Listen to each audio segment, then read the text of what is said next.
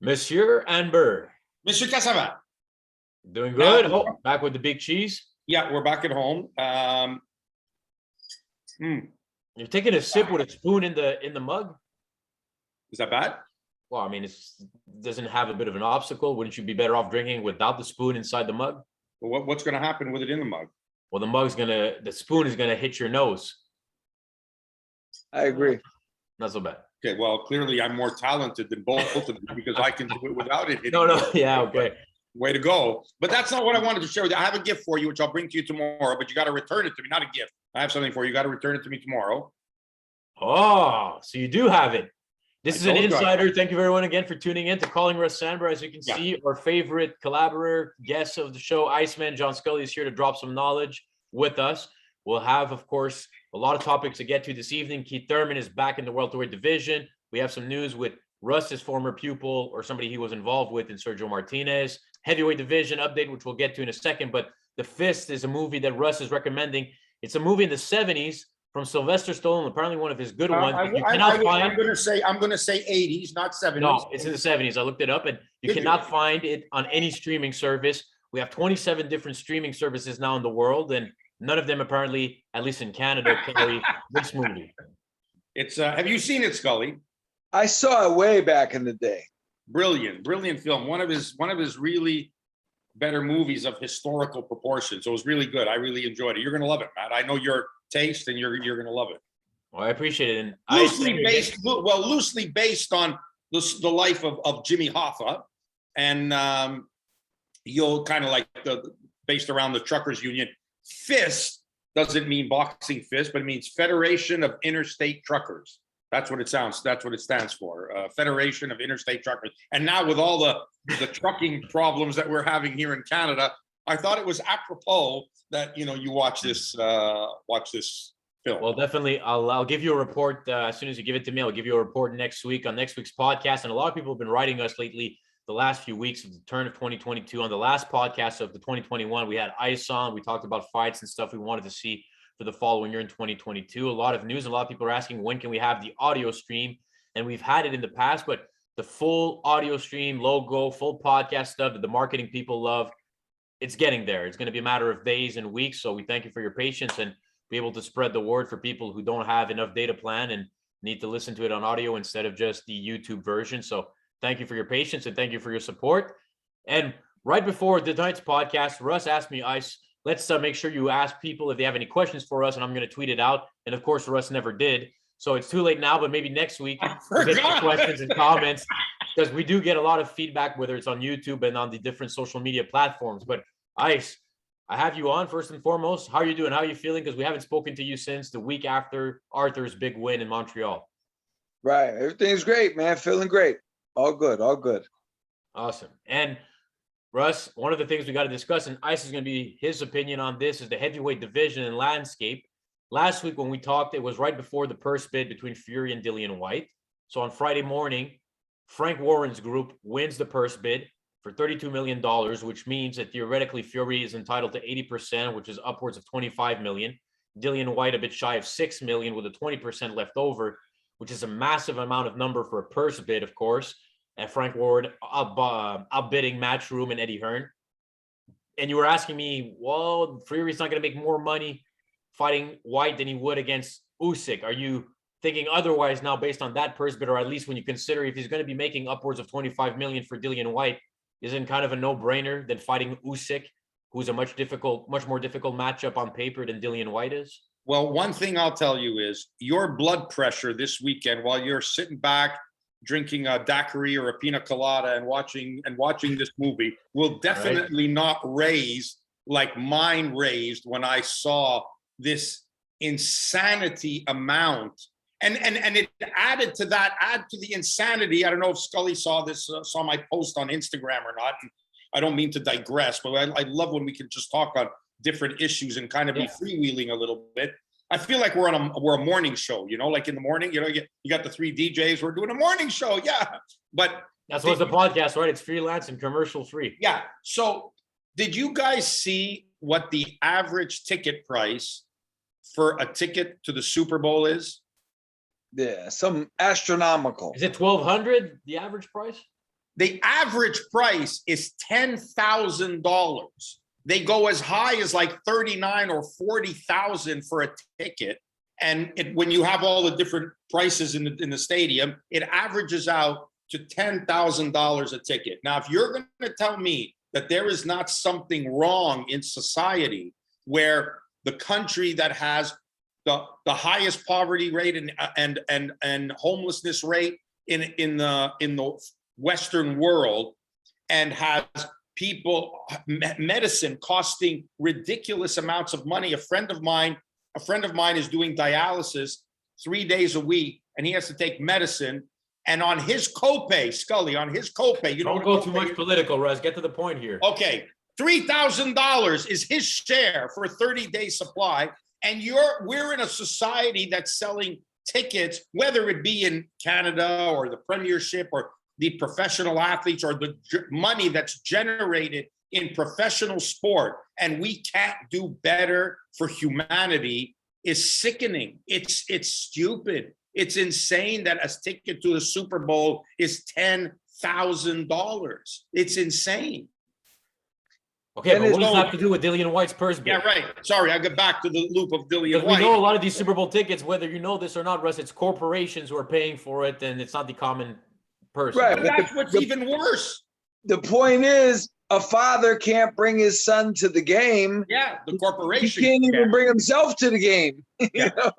Why, but is that what your concern is going to be for the Whyte Fury? You think it's going to be astronomical prices? Well, not only is it astronomical prices for a fight that is absolutely not worth that. Like Fury against Dillian Whyte is not worth the money that they're getting for that. This is almost like was done, that they're not going to let Fury be promoted on DAZN or by Eddie Hearn, that they're not going to do that. But even when Eddie Hearn was trying to make the Usyk Fury fight, the fact that there was roughly 20 million pounds or dollars. There's been conflicting reports, right? But even if it's dollars, 20 million US dollars were going to be paid out to two guys not to fight. And there's still room in the budget to make a profit. Mhm. How is that possible? How can you afford running a show to pay somebody or to pay two people $20 million to not fight? The markets have gone crazy. This is not normal. It just goes to show how much heavyweights worldwide, if you consider, because it's going to be seen by, there's worldwide interest, there's a massive amount of appeal there. It's good. Isn't it good news for boxing in a sense, though, as ridiculous as the price? Let me tell you what, I guarantee you, if Dillian Whyte walked in my gym, no one there, including me, would recognize him. Come on, Ice. I'm telling you. Well, you can't say you don't recognize Dillian Whyte. Come on. I honestly, if I saw him I've seen pictures of him, but I honestly don't know if I would. I would say I know that guy, but I guarantee you, nobody in my gym would know. No. Here's the other thing. Here's the other thing. This is what gets me a little mad, and this is why I'm talking about, the prices for the Super Bowl, the prices that are made. And I know the money is generated, and fans, for whatever reason, pay these amounts. Scully mentioned today on Instagram, said that, tickets to a Yankees game was a couple of $100, to go see a Yankees game. And I understand fans still pay it. You don't want to pay it, this guy will pay it, and they do it. But when you don't have a pension plan for fighters, you don't have anything protecting fighters in their health if they get injured, if something should happen, there's nothing for them, but you've got $20 million to pay two guys not to fight. Don't you think 20 million would be enough of a startup to create a pension fund for fighters that would just grow and grow and grow? Yeah, that I can't disagree with, Russ, but that's not because the money has never been the problem, is that there's no organization who's going to really care of being. Because no one wants to pay for it. No one wants to pay for it. That's the thing. No one wants to pay for it, but they're ready to pay guys not to fight so that they can make more money on the. It's just all wrong. Like the priorities are wrong. So are you saying you're surprised then that Fury-Whyte generated that much in the purse bid? Because you thought everybody's surprised. I think Eddie's purse bid was probably aggressive and high, but probably reflected the reality of the division and the market and what they could sell. This extra by Warren was just to make sure he did not lose the bid and that Fury stayed with him that even if they were to take a loss, even if the fight does not generate everything that they expected to generate, Fury will still be with him for the next fight that he'll make up on it against, Usyk or whatever down the road, So, I mean, it was a strategic move, very expensive strategic move, but it was a move done simply to remove the rest of the competition from the marketplace. Because by bidding higher, sure, he gives Fury more money, but it also ends up giving Whyte more money as well, even though it's 20%. It's 20% of a higher amount, right? And Whyte hasn't confirmed, because at times before this purse bid, he was stating that he would not accept 20%, and he was looking for an arbitrary decision by the WBC to get more. Now that it's almost $6 million, is he still going to complain about the 20% because it's probably higher than even he expected?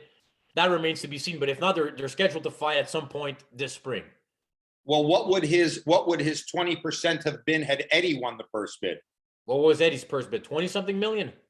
If Warren's was 42, I think Warren's was 32 million. No. Matchroom was 32 million. So Matchroom was 32. So the other one was 41. So 32 million for 20% is about 6 million.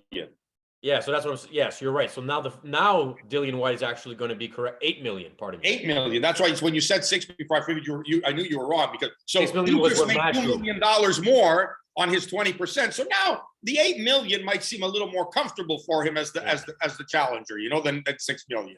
I know how tough it must be to have to slave away for $6 million. That's just awful. But Scully, technically, do you think this is a fight that has your interest level, or do you think it's a done deal that Fury wins this? I mean, I think Fury wins it, but I'm personally not super interested in it. I'm not $42 million interested in it. I'm not I'm shocked that it raised that kind of money. I don't know. I don't know if I've been out of the loop a little bit or what, but that's a lot of money. I mean, Fury became a global sensation, right? Because he has a huge UK following already, but now the Wilder fights gave him US exposure. Oh no, I understand Fury 100%, but I didn't think Dillian Whyte could generate, with him that kind of money. Unless they're just going to pay that much to watch Fury fight anybody. I don't know. Yeah. But then if you look at the rest of the division, were you in favor? Were you rooting for Fury Usyk right away? Or are you happy to see Usyk Joshua rematch? Is that a fight that appeals to you as well? I wanted to see Fury and Usyk. I thought that was going to be the next fight. It was exciting because it's Leonard went right from Duran rematch, to Tommy Hearns, 10 months later, whatever it was, a quick turnaround, and just let's go on to the next big challenge. And so I thought it was heading in that direction. I was like, wow, this Fury means business. He's turning right around. He's going to the next guy, the next killer. So, it was just wishful thinking, I guess. Yeah. And then Russ, I have some info on you also, what Eddie Hearn told our friend Ariel Helwani this week in an interview about the step aside money. Okay. He said, Usyk is the fight AJ wanted, the rematch. When I sat down with Joshua about step aside money, he told me I'll beat Usyk. I told him, meaning Eddie Hearn told Joshua, you haven't even started working with your new trainer yet. And Joshua replied to Eddie Hearn, I'll beat Usyk without a trainer in the rematch, end quote. What do you make of all that? Do you think Joshua's trying to convince himself of something here? Do you think, or what do you make of it? Listen, I don't believe for 1 second that Anthony Joshua is entering the ring thinking he's not going to win, and certainly not going to try to win. I don't expect him to come and lay down. The guy's got too much pride, too much character. He's come a long way to build the Anthony Joshua name. He takes pride in himself as a fighter. He's picked himself up off the canvas to win, notably against Klitschko. I'm not surprised by that at all. What you expect him to say, Eddie, please get me the fight. It's my last chance at a payday because I'm going to lose this one. Oh, he could have said, give me the step aside money. even with the step aside money. But again, there might be something, and I don't know if this is in realm of possibility. But I think if we put everything into perspective, if somebody offered Scully $100 to step aside, Scully would say, "Man, I don't need your $100. I'm not stepping aside." So with the amount of money that the Anthony Joshua name and brand and fighter has generated in his life, I don't know that me and you any of us can even fathom what that feels like. But it could be that you say, "I don't want that 15 million. I don't care about that 15 million. I got enough millions. I want the fight. I want my belts back." That could conceivably be something. I could be going out here on a limb in saying that, but I could see myself doing that if I knew I was comfortable. If I knew I had the money to be able to say that and the power to say that. That's why, whenever they talk about people who have big negotiating power, all the people who negotiate hard have good money behind them. The guy who's starving, who can't afford to push that envelope and put it in a take it or leave it situation, he can't afford to do that. He has to take what's given to him. The same way that Canelo uses that strategy and Pacquiao used that strategy for years, that they'll call the shots. Because if you turn down the fight with them, whatever you think they're underpaying you to fight you, it's more money than you'll be paid to fight anybody else. So if you turn that down, you're not getting something better. So you have to take it. Am I right, Scully, what I'm saying? 100%. Well, a lot of people I've had people, it's funny, it's crazy, but I've had people defend Don King. And they would say, even though Don robbed you, you still made more than you were going to make fighting for somebody else. So he let him have it because you still got more. Yeah, that's right. That's right. But what about Joshua Usyk, Scully? From your perspective, do you think a different, more aggressive style mindset, I'm going to leave it all out there instead of outboxing Usyk is going to make a difference? See, two things. One, that could open him up to more abuse. Like that could work against him, against a smart fighter like Usyk. Also, just saying that, and doing it is two different things. As a fighter, I always use my own experience, and I've thought, a million times about fights I've had coming in, what I need to do, and for 6 weeks, I'm like, I'm going to do this, this, and that. I'm going to do this, this, and that. I'm going to do this, this, and that. And then the fight comes, and the opportunity is different, and the power is different, and different intangibles come in, and all of a sudden, the plan goes out the window. So I think Joshua would want to do these things, but if he could have done those things before, he would have done them. He would have opened up and whatever. I think Joshua is psychologically, I don't mean it how I sound, but he's damaged. He's not sure of himself, and he's saying these things maybe to see how it sounds, and it sounds good, and I'm going to do this. But I don't know if he means it 100%. I think he's going to do what he does. I think he's probably going to just do what he does. I don't think he's going to go that far out of character, especially, I don't know, has he started working with the new trainer yet or no?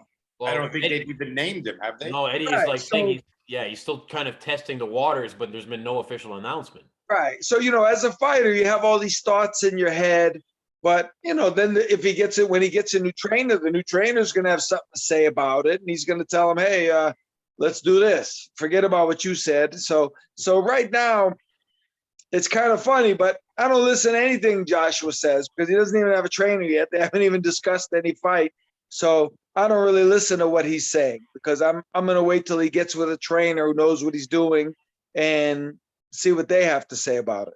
I'm going to respectfully disagree in the damaged part because I truly believe that he thinks he can impose himself the same way he has imposed himself on other opponents in the past, notably Dillian Whyte, Klitschko. Dillian Whyte, Klitschko. And if you remember correctly, he was imposing himself on Andy Ruiz until he got nailed.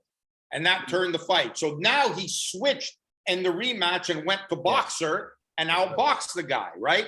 So now he went with the boxing strategy. He could revert back. I don't see that as being a problem for him. The only thing that it's done for him is it has eliminated somewhat the element of surprise, as to what he's going to do, because he doesn't really have many options left to him. So I think he's putting it out on the table, say, this is what I'm going to do. Much the same way that Fury did with Wilder, told him exactly what he was going to do to him. He's going to take it to him. He's going to come right at him, and he's going to impose himself. And he did. And that became kind of a catchphrase for many fighters about imposing themselves on it. With Sugar Ray Leonard, it was the other way around. When Leonard fought Duran, he went toe-to-toe. It was a great fight, which, around here or there could have changed the decision in that fight. It was a very close fight. It wasn't the Duran dominance that everybody thinks it was. It was a hell of a fight. But in the rematch, he said, nah, I can change this around. And that's when he caused Duran to quit, and he just outboxed him and frustrated him. And it was, he took less punishment in the 8 rounds that fight lasted than he did in 1 round of the first fight. He took more punishment in 1 round than he did in all 8. So I think he'll fight. But I think also Fury could do that to Wilder, because Wilder does not have a deep bag of tricks. You know what I mean? He's not a boxing genius, in there. So, he felt in the first fight, he knew what he could do in the second fight. He was too strong and big. Yeah. Usyk is talented and tricky, and I think Joshua will find it more difficult imposing himself on Usyk. In other words, it would be harder for him to do that to Usyk than it was for Fury to do that to Wilder. Agreed. Yeah, and Russ, we've heard about Joshua, Fury, and Whyte. We've heard them in the last few weeks a lot. We haven't heard anything from Usyk. What do you think, Usyk? Do you think he's completely oblivious to what's going on right here? You know him more than we do. What do you think Usyk feels about the whole process now? Guaranteed he's not oblivious. Guaranteed he's not oblivious. He knows everything that's going on. But it's never been his style to lower himself in any. What he's going to fight, whoever is going to be available. He can't change, what's out of his power to change. He was there, ready to fight. I think I pointed this out to you guys last time. He was so committed to making the fight with Anthony Joshua. Did I tell you guys this about that, him being the mandatory challenger? You talked about that last week, I believe, but you can bring it up. As the WBO cruiserweight champion, if you move up to the next division, you are automatically instated as the #1 contender. You're the mandatory. So he was the mandatory, which means that technically there should have been no rematch clause with Joshua to make that fight. Joshua, having the other belts as well, said, if we fight, we got to have a rematch clause. If not, I'm going to give up the WBO belt. I still have the WBA title. I'll give up the WBO belt. Usyk would have then been forced to fight somebody else for a WBO title, which would have lost the luster of fighting the guy who gave away the title. The guy who gave away the title is still there and still champion. But because he wanted the fight so bad, he said, rematch, I'll sign it. Whatever you want, I'm ready to sign. Anything that he could do in his power to make it happen, he did. So to hear him not saying anything now, what do you want him to say? You want him to come out and say, hey, fight me, fight me, fight me. He's got the belts. Somebody's going to fight him. They're going to come to him. All roads will lead to Usyk eventually, including Tyson Fury. That road will lead to Usyk, because especially if Usyk is victorious against Joshua again, all roads are going to lead to him. So they're going to have to, if you don't want to make it happen, it won't happen. Otherwise, it will. I'm still not convinced with Fury that you can predict anything, because I think Fury for sure is not afraid of anyone, but I think he lives in his own world. And I don't think for 1 second he thought that Usyk was dodging him. And I think he knows Fury inside that Usyk is the toughest fight of all of these guys. So he wasn't in a rush to demand and wait for Anthony to make a decision on the step aside. And he was very happy to get the big money to fight Dillian Whyte instead of having to possibly fight Usyk right away. And he'd be more than happy to see Joshua beat Usyk in the rematch, and then he can fight Anthony Joshua instead of Usyk. I think Fury Usyk is It's something I'd love to see happen if both men win, but I'm not convinced it happens easily. Like No. nothing with Fury is easy. And just before we move on to the welterweights here, because we're going along a bit on the heavyweights, I just want to address something, Russ, that a tweet that you brought up this week that created a lot of interaction in a sense. Dillian Whyte, a tweet came out about the fact that his hard time growing up and how he established many things in order to become a world title champion, including being born in poverty and becoming a father at only 13 years of age. And you've tweeted it out, and I'll show for the fans here a little bit. But you got to finish what the last line was in that, because it goes with what I said. So because the tweet is about Dillian Whyte, that like him or not, you have to respect Dillian Whyte. What a guy, because of everything he's had to overcome. What a guy, right? What a guy. It's the same. Yeah, that's where you kind of intervene and tweeted. Tested positive before his fight with Oscar Rivas and hid the finding. Never wanted to open the B sample and switched the gloves he previously selected for a pair that was never expected by anyone from the opposing camp. Inspector. What a guy. What a guy. What a guy. So you're not a fan of Dillian Whyte? Well, I'm not a fan of cheaters. So, you know. Hey, can I just say something? When you were originally saying what a guy, I thought you were saying he was a great guy. I just figured out where the vibe is going. Okay. Oh, you know, they said he was a great guy. What a guy for all the things he'd accomplished. And I listed other accomplishments in his career. And what a guy, you know. Yeah. And I hate, Scully, you never hear me bashing fighters. You know, like I don't like to bash fighters. But what happened to Rivas, to me, is one of the greatest injustices that I've seen in boxing that I've been in. You know, what they did to Rivas, what he had to go through. And I don't think that was right. You know, that was completely, it was underhanded and wrong. And no one's ever going to convince me of otherwise of that. So, and Dillian Whyte was a player in that. And I think all that would have been really different. And I would have had a totally different outlook on this had they made the decision to switch gloves because for whatever reason, didn't like the ones he selected. And they came into the dressing room and said, hey guys, you know, we're changing. We want to use these gloves instead.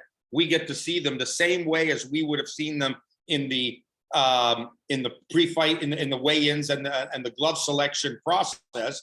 I don't think there would have been an issue. But the fact that you put them on and didn't want us to see them, well, that's a problem. I don't care what for anybody, you would tell anybody in the world that the guy switched gloves and you haven't seen them. Scully, who would ever accept that anywhere? If that was the case, what's the point of having glove selection?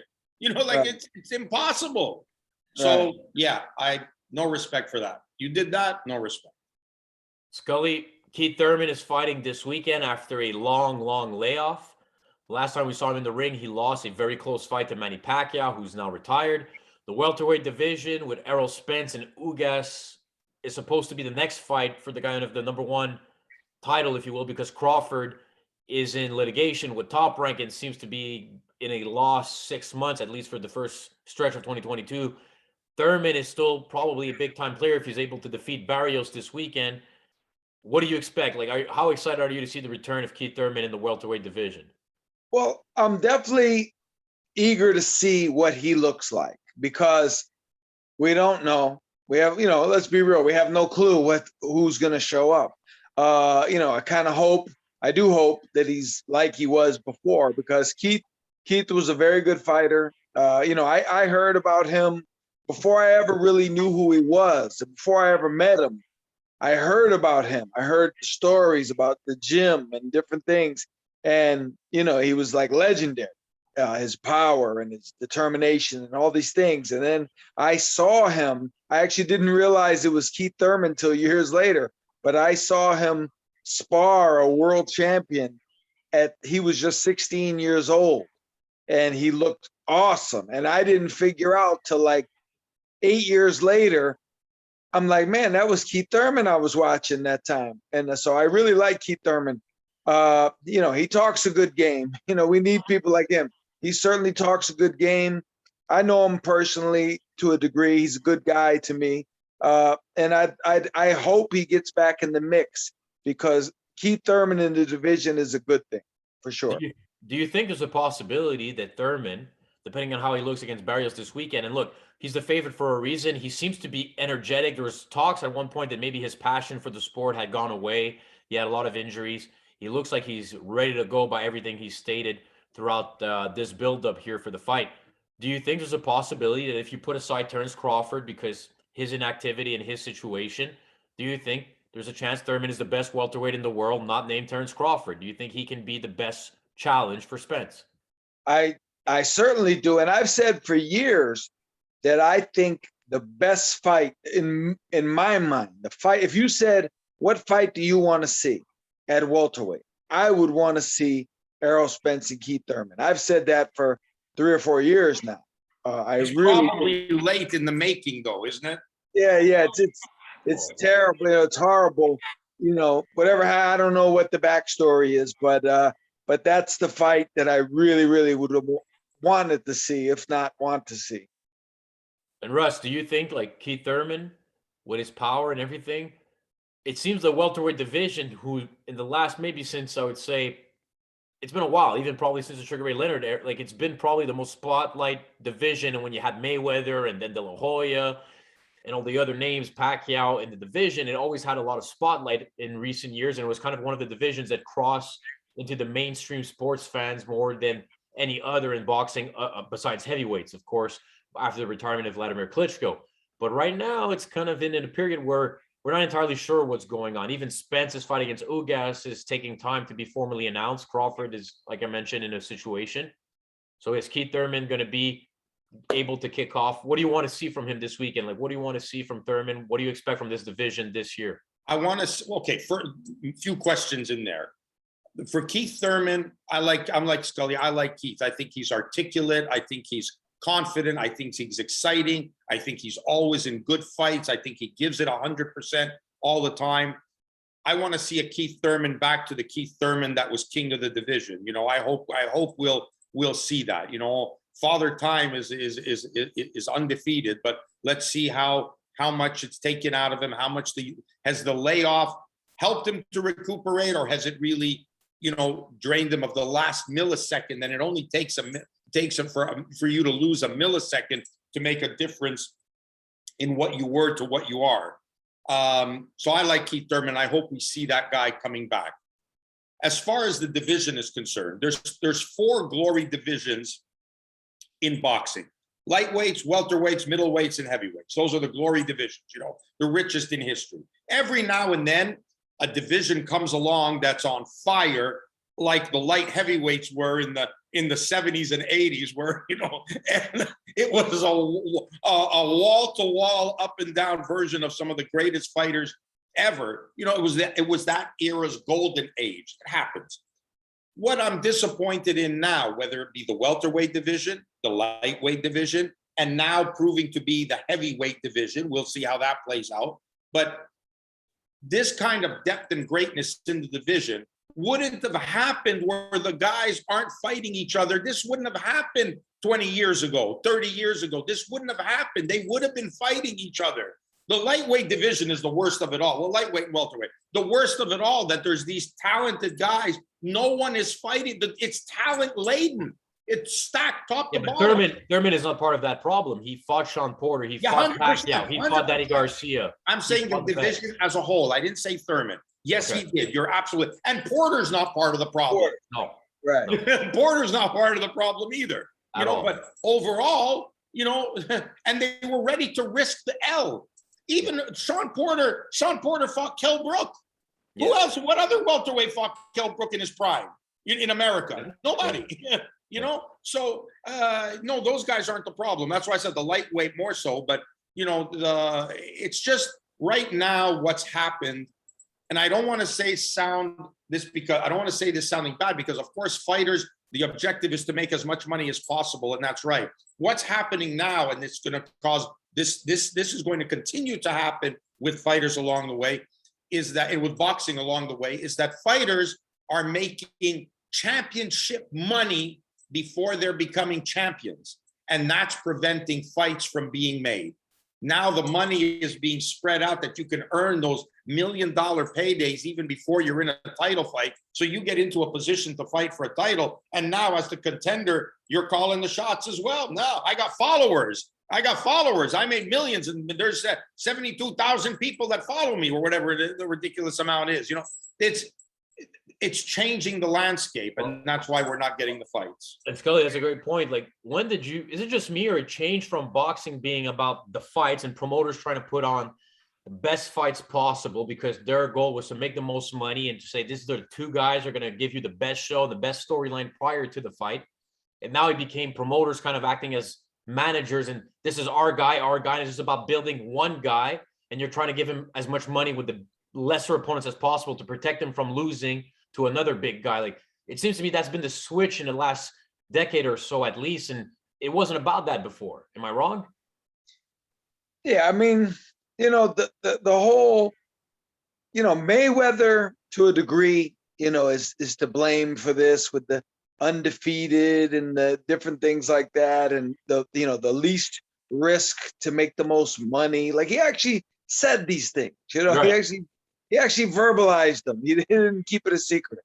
You know, and now I've seen guys like young pros, like guys will be like 8-0, and they'll be talking, literally reciting things that Floyd has said. And I'm going, you have 8 fights. We don't even know who you are, or you're protecting your O. You know, you got to protect the O. And, you know, it's not good for the boxing game in general, like in the actual nucleus of boxing, fighters. There's very few fighters anymore because, you know, everybody's become a star. There's guys out there who are apparently stars on Instagram and Facebook and all these things, and they have 3 or 4 belts, and I've never heard of them. I don't know who they are. People have to tell me who this guy is with the 3 belts on his shoulder and the 48,000 followers on Instagram. I don't even know who they are because they've never fought anybody. They've never done anything, but they hit the mitts really, really well on a choreographed routine on Instagram, and people want to watch it. So we're in a different era. You know, people like Marvin Hagler, Marlon Starling. I'm actually going to be with Marlon Starling Saturday. We're going to New York together. We're going to be in the car for a while. And he's not really a social media type of guy, but Marlon would be, if I explained to him how things are working today, he's going to be really, really upset. Oh my God! He's going to be. He won't. Marlon, I know Marlon very well. He's not going to be able to fathom what I'm talking about. You know, because I mean, this is a guy who came up. You know, just like Hagler, like he came up fighting Tommy Ayers, Kevin Howard, Jose Barrett. I mean, Donald Curry twice before he ever even got a title fight. He had to fight all these Iron Men who nobody today other than Sean Porter would fight, you know, on the way up. And Marlon, you know, I understand it to a degree. Like, he sees guys, and I won't name names, but Marlon has told me, he goes, like, I'll show him a video of a guy who's really good, and he'll go, who's that guy? And I'll go, oh, he's the champ, right? And he's like, that dude sucks. And I'm like, you know, and it's just, I understand what he means. You know, so it's we're sacrificing. And Russ, you know this because you came up as a trainer, as someone, you came up like Hagler and Starling did as a trainer. You went to the gyms and you learned from the best trainers, and you learned the details and you learned all that stuff. You took it upon yourself to learn how to be a trainer. And now, sacrifice. Yeah, right. Sacrifice. Guys today don't learn how to be a trainer. They learn how to be a star. You know, it's and boxing is regressing. It is slowly but surely regressing. And like I always say, if you see a guy do the shoulder roll today, it will be a big deal. People will go, man, you see that guy on ESPN last night? He did the shoulder roll. Back in the 1950s and the 60s, everybody did the shoulder roll. It was a part of the game. It was like the jab. It was something that you did. Nobody was Nobody cared that you did the shoulder roll. Joey Giardello, Hurricane Carter, all these guys did the shoulder roll. Georgie Benton, you know, and now the only guys I can think of is Floyd, James Toney, and I think Nate Campbell did it pretty good at times. Yeah, those three, they did it, you know, and James Toney and Floyd Mayweather is famous in large part due to the shoulder roll. People go, you see that thing he does? He turns back and he throws his right hand, and I go, yeah, you mean that thing that Georgie Benton did 65 years ago? Yeah, I've seen it, you know. Yeah. Well, you know who I remember doing it. And it's going to be obscure. You'll know who it is, but I'm sure most, a lot of the people watching will not know who this is. And I watched him do it on the road. Richie Cates. Yeah, Richie Cates. I met him last year. Richie Cates used to catch combination punches with one hand. Bing, bing, bing, bing. He catches them with one hand. So you're right. But he wasn't as famous as today. So did I tell you I met him last year at the Hall of Fame in Atlantic City? No. Oh, real nice guy. Richie Cates, really cool guy. Yeah. I remember watching. So, and to echo what Scully was saying and what Matthew said, promoters have become managers and TV has become the promoters. Yeah. Yeah. TV is what's ruining this. TV is getting a stranglehold on fighters and not allowing them to fight other fighters who are on other platforms. And those platforms are brought to them by the promoter, because they make a deal for not only one fighter, but for many of their fighters in the stable. So like, for example, Eddie has his DAZN contract. So every fighter that goes with Eddie ends up on DAZN. And everybody who goes with PBC is on Showtime, etc. So now you've got no matter what the promoters want to do, because promoters want to make money, but no matter what they want to do, they're not going to get the release from the TV network. The TV networks are the culprits in why this malaise is happening in boxing. Fair enough. I want to get to, before we run out of time here, run out of track. Run out of racetrack. Yeah. Run out of racetrack with the podcast this evening. Artur Beterbiev is going to be fighting probably Joe Smith, if you read the reports from Mike Coppinger this week. And the Joe Smith fight's been around. Like, Artur was willing and Top Rank was ready to go. And then Joe Smith kind of skipped out on the fight last year at some point. I remember you guys, that was going to happen, right? At some point in 2021. Now it's been delayed. Looks like it could happen in 2022. Joe Smith just had a big win against a last minute replacement, and Steve, what was it, Russ? Gaffard? I think Gaffard, yeah. Yeah, and so Joe Smith looked good in that fight. Artur, of course, had the big win, arguably his biggest win against Marcus Brown in December. But I'm starting to get the sense when I hear who Canelo could fight next out of all the possible opponents, disappointed at the fact that I think it's a possibility that we never see Artur fight Canelo again. Or not even again, but just doesn't fight him at all. Do you think I'm looking too far ahead here? Because I think it's going to be everybody but Canelo for Artur. I'm going to say this because I don't know what Scully's going to say. So I want to be on record of saying this first so they don't say, oh, you're just saying what Scully said, or he might have a completely different view on this, okay? I don't care about the Canelo fight. I care about the Bivol fight. I care about the Joe Smith fight. I care about the dominance in the light heavyweight division and not just going after the cash cow. He's not. Canelo's pound for pound, Russ. It has nothing to do with just money. Artur could cement himself as maybe beating the best fighter in the world. Okay. So but it's not.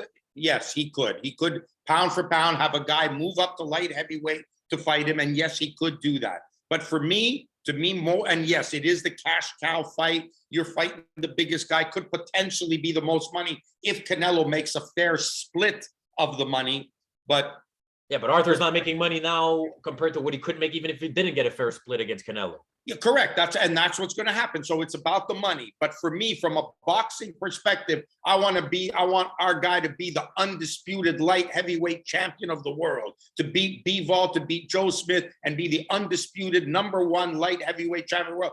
And everybody else come to us. That's how I see it. The Bivol's a great fighter, doesn't get the recognition that he deserves, and he kind of goes, under the radar as being champion. And at the same time, we had Jean Pascal, who was the WBA regular champion as well. And now I don't know what happened with that title, if they've disbanded or what's gone on with that. But for me, I know we say we want Canelo because that's the big ticket fight.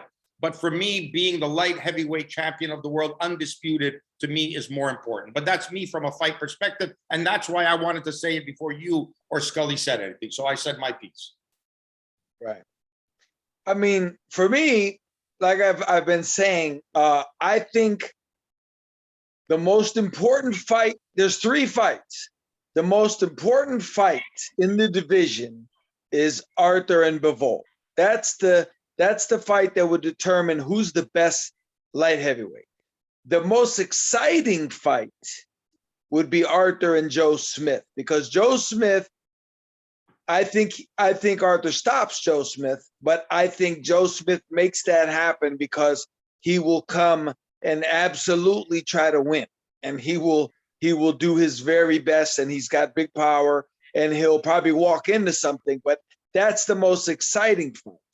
The Canelo fight is the most important money fight, the biggest money fight. Now, I think Canelo might not want to go up and try and clean out necessarily the light heavyweight. I don't think he wants to go and have to beat everybody. He'd rather maybe see Artur beat everybody and then just fight Artur in the big fight, and then in his mind grab all the titles all at one time rather than go beat everybody.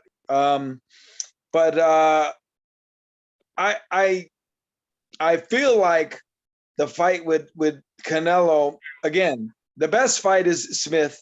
The most important is not Canelo. The most important is Bivol. But I think as far as what people want to see and what people are going to talk about and what would actually bring Artur their fame and the recognition, it's crazy. Beating Bivol wouldn't be as big to fans as beating Canelo obviously would be, but for historical purposes and for boxing, as we're real boxing people, we want to win the title more than beat a name, and so it's a tough position. Now you got to say, well, do you want to win that title for $4 million, or do you want to fight the cash cow guy and defend your titles for $8 million, $9 million? So that's where the business comes into it. I'm not really a fan of the business, so I don't get involved. That's why I'd never be a manager or promoter anyway. But I would like to see eventually all 3 of those fights. But again, the Bivol fight is the most important fight for the division. And interestingly enough, Bivol is in the rumor as a front runner to face Canelo. Russ? I was going to say, name any fight that you've been at in North America where it's been the crowd has been electric, where like it's been unbelievable to be in that building to watch a fight with 2 guys, right? And I can think back to Leonard Duran or any fight's been, any big fights you want to talk about, Pacquiao and Mayweather, that vibe, that electricity, whatever you have felt, that's what it would be like, and maybe more if Bivol and Beterbiev were to fight in Russia.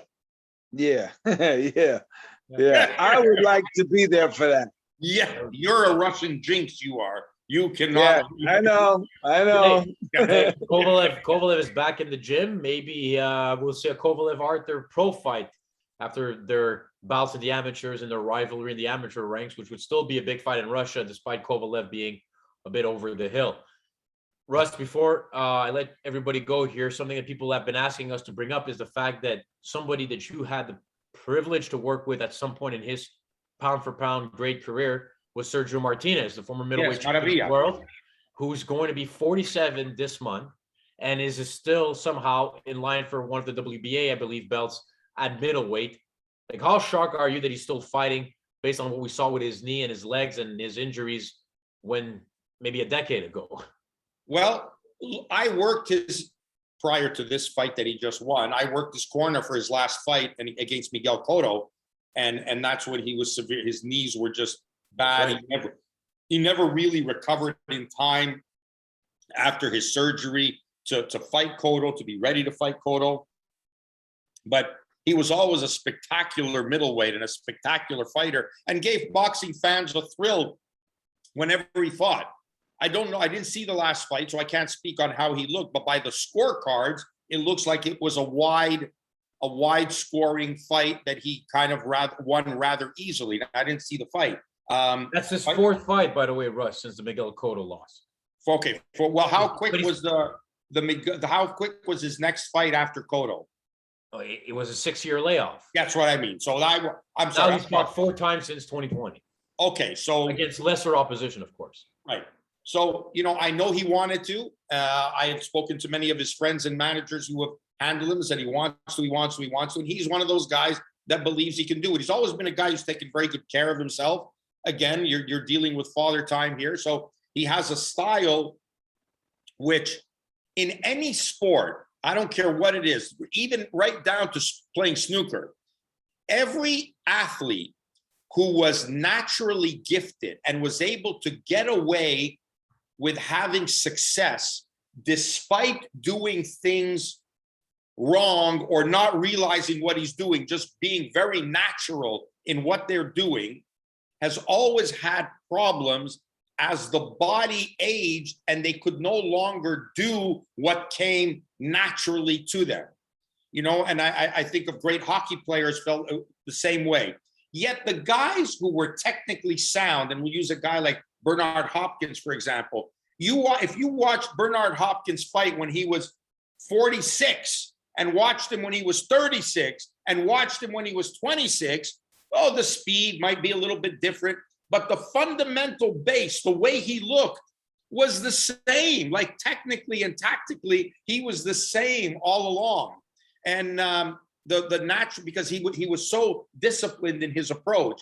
Some of the more flamboyant fighters, Ali, the most notable of all, wasn't able to do later in his life what he did effortlessly early in his career. So this is going to be interesting to see what Maravilla, what adjustments he's able to make to compensate for the fact that he's 47 years old. Yeah, 100%. Just quick question. Do you think if he comes back and fights in North America, do you think there's a chance you could work with him again in North America? Don't know. Don't know who's working with him. It depends. Don't know. Okay. I'd love to. I mean, I know he liked the way I wrapped his hands, so he never had a problem, with his hands when I worked with him. So I would be more than happy to do that. He was always a gentleman to me, and I love Sergio. Good guy, and I hope I want to see the fight. I want to see how he looked, and it's listen. Today's fighters are like all athletes in all sports. Careers are lasting longer. Who would have thought that Tom Brady was going to see 3 decades in professional football? Yeah. Who would have thought that someone like Tiger Woods would have lasted as long as he lasted, on top of the world of golf. So I think all athletes, are lasting longer today than their predecessors did. So we'll see. We'll see how he looks and what he can do. And in boxing, I think one thing that's certain, who knows what the hell happens? Anything can happen in boxing. Perfect. 2 quick questions, rapid fire. We have about 2 minutes before we run out of the show time. Chris, a friend of ours, a mutual friend, Scully, that you know very well, is asking for the genesis of why when Russ calls you, the first thing you answer the phone is beep, beep, and Russ goes with Skywalker or something along those lines. Can you explain the genesis of that interaction? Can you talk about it or can you not talk about it? I don't know. We could tell the story, right, Russ? I think so. If you remember it like I remember it. Yeah. Well, Russ, I forget Russ was becoming the president of amateur boxing in Quebec, But he was loved, and Russ was beloved, of course, by everyone. Yeah. So Russ will have to refresh my memory, but it was something to do with, I said, man, you're you're the leader. You're the leader of the thing. I said, you're like Luke Skywalker. And was it Luke? I must have said Luke Skywalker. Yeah. And I think either you or I said, all right, well, I'm like your side guy. I'm like R2D2. And so R2D2, every time he showed up, he'd go beep, beep. That's how he said hello. Yeah. So after that, and we called amateur boxing, that was like the Galaxy or whatever. And Russ is in charge of the Galaxy. And so when I call, beep, beep, that's what it is. And we're talking, it's been like over 20 years, I think, since that happened. Easily. 100%. So there you go, a little inside baseball there for Chris, who was asking about that question. And then Russ, final thing here from our friend Luke Williams. This is unrelated to boxing, but your favorite sport or your favorite passion, other than maybe magic and boxing, is snooker. And he wants to know, who's your pick to win the World Snooker Championship? Do you have a one or not yet? It's actually, you can think about it and answer next week if you want, because it's not necessarily an answer I care for, but Luke apparently wants to hear it. Yeah, and I know he does. And it's, it's such a toss-up now as to who could possibly win it. My heart wants John Higgins to win. John Higgins has now lost this year in, I think, like 3 or 4 consecutive finals after reaching the finals, and then he loses heartbreakers in the finals. And he's one of the elder statesmen. He's from the class of 92 or 94 to turn pro, okay? And he's still around today beating all these young guns. So from a geriatric position, I hope John Higgins wins. So round table, Ice, any final thoughts, any final words, something you want to shout out or discuss or anything like that? Would you be open to sparring a 47-year-old Sergio Martinez? Is that something you'd be interested in? Yes. I have my rival gloves. I'm good. I sparred 14 rounds on Monday with 3 amateurs from the gym. So my first sparring in a while. 14 rounds, yeah. Did you know that it's been 12 rounds since the Ray Mancini fight? No more 15 rounds. You went past 12 rounds there, Scully. Listen, a couple years ago, me and a guy in 2019 or 18, we sparred 25 rounds straight. 25. 2 minutes or 3 minutes? 3, as I recall. But it was like a challenge because I was telling him he couldn't go 20. He couldn't go with me. He would quit. So we went at it for 25 rounds. And actually, I'll be honest, we were in the gym and we were the only 2 left in the gym. And I started to think he was looking a little like peaked, and he was like 20 years old. And I said, he's not looking too good.